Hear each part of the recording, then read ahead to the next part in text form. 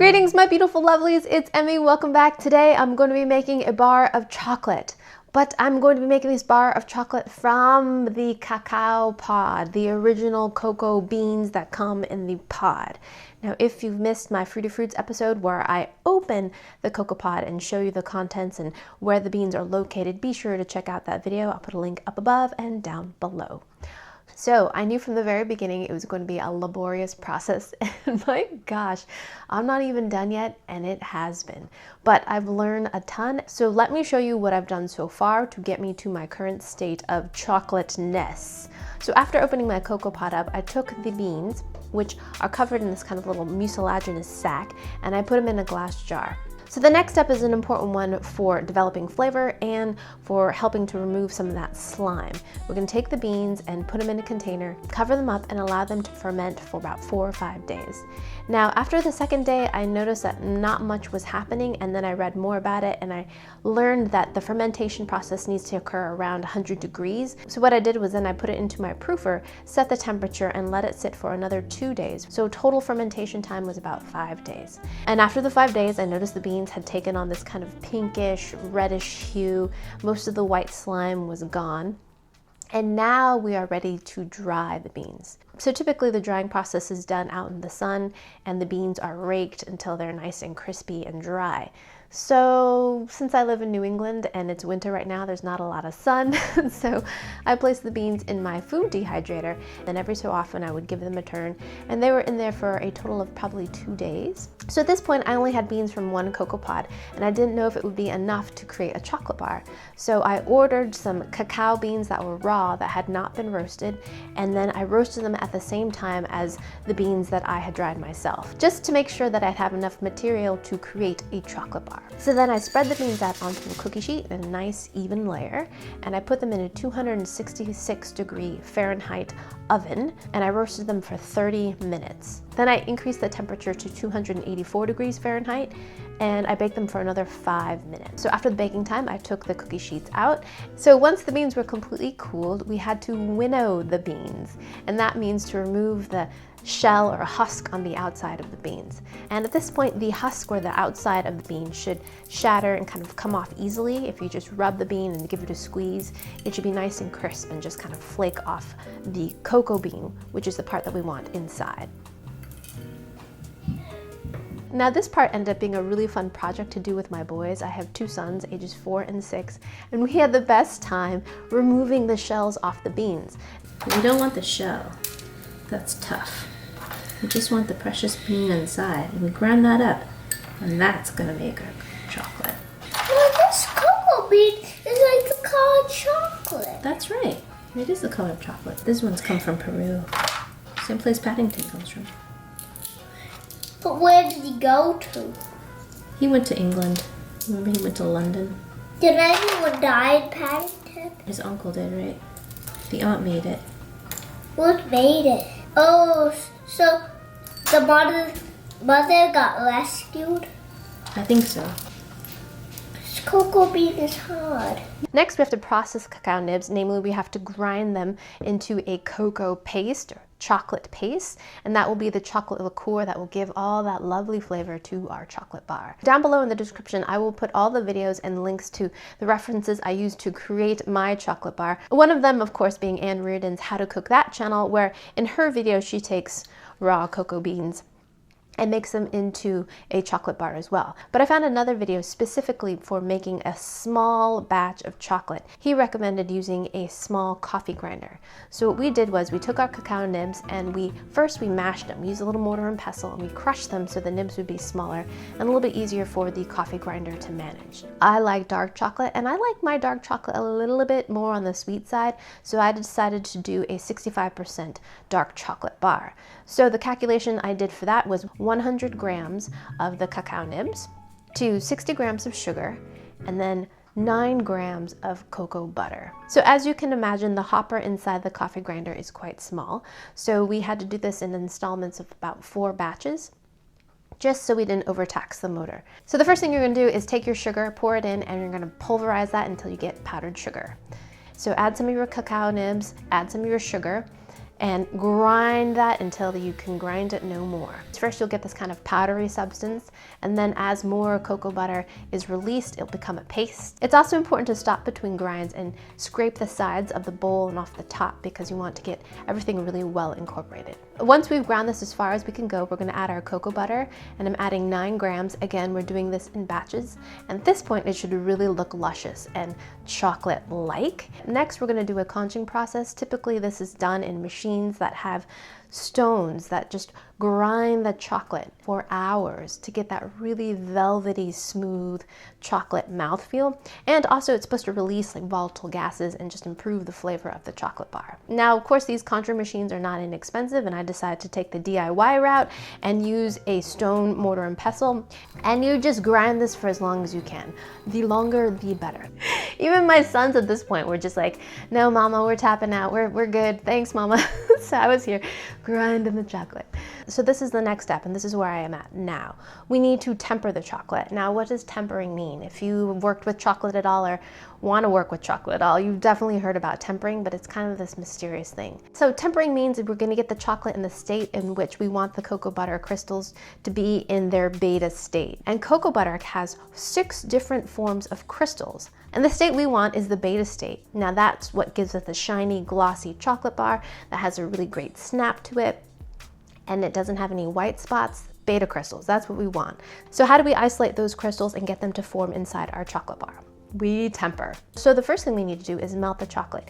Get it into the state where there are no crystals, blah, blah, blah, everyone's just melted. Then we cool the melted chocolate down. Sometimes this is done on marble slabs with little scrapers, but the point is we want to cool the temperature down to 82 to 81 degrees Fahrenheit.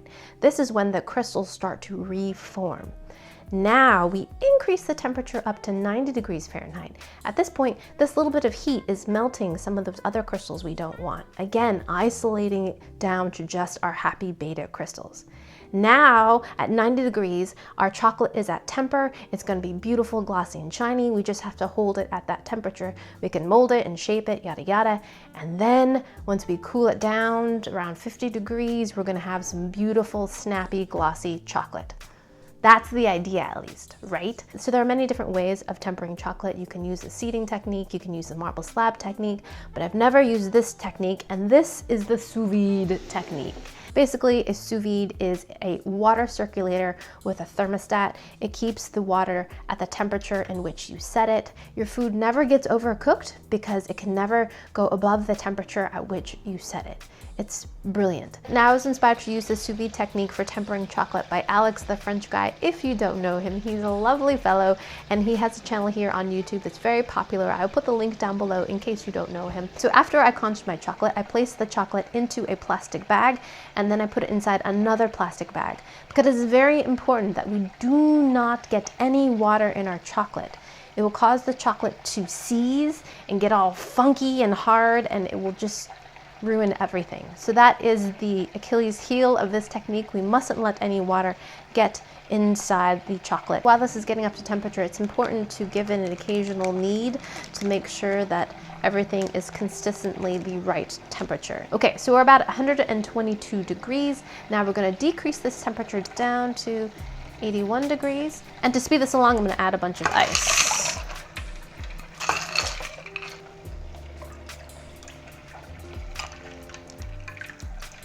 Tempering is a finicking procedure. You have to constantly stick your thermometer in there and you're just getting chocolate everywhere. Everything is contained. It's just in a plastic baggie. You're not wasting any chocolate on your bowls, on your spatula. And the precision is also wonderful too.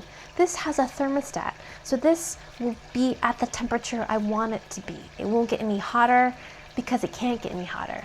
I love that. Let that sit there for a little bit. Now we're going to increase this temperature to 90 degrees. 90 degrees. And then we'll be ready to pour it into our mold, which is exciting because that means we're almost at the end of this arduous process. Let's go ahead and pour our chocolate. So I got myself a little polycarbonate chocolate bar mold. This needs to be very, very dry and clean. Now I'm going to dry this bag off thoroughly. And this is dry as well. Yes. Another thing that got me really excited about this technique is, look, I can just push all the chocolate down into a corner, cut the corner, and then fill my mold. Yep, yep, yep, yep, yep. Oh man. So this is looking delicious. Now, the texture looks a bit thicker. Sorry about the noise. So I might actually get a little bit more. Let's fill this up. Oh my goodness, more than one bar, haha. Now for a little noise. So now we're supposed to let this cool at room temperature. I believe Alex said it was 50 degrees Fahrenheit, which is even more ideal. You don't want to put it in the refrigerator because what can happen is if the chocolate starts getting really cold, you can get condensation, and water and chocolate, nah. So I think you can cool it initially a little bit in the fridge, but then make sure to take it out before any condensation forms. Okay, so I'll be right back, and then we'll taste this thing. Now, the moment we've been waiting for. Let's unmold the chocolate bar. Nice and firm to the touch. I'm just gonna work it out. Oh yes, did you see it release? Look, just work it and you can see it kind of releasing from the polycarbonate because you can see through it. Oh yes. Come on, chocolate bar, just release, twist.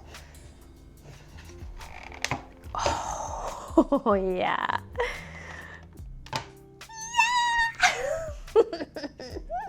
Ready? Dun dun dun dun! It's a chocolate bar. And it's gorgeously tempered, beautifully shiny. Oh my goodness, I'm so happy. Look at that.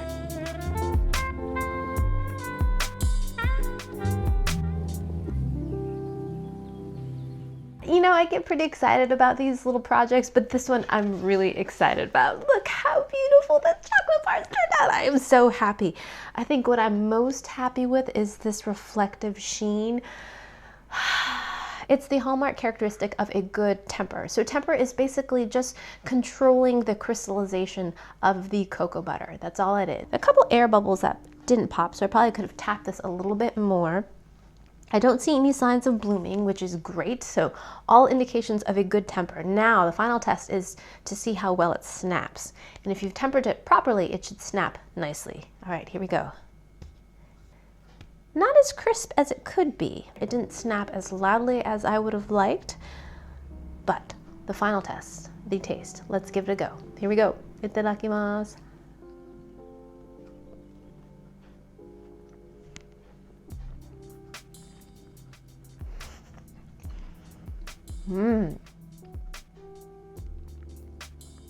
Now, it definitely doesn't have the snap of a dark chocolate that I like, that signature crisp, loud snap.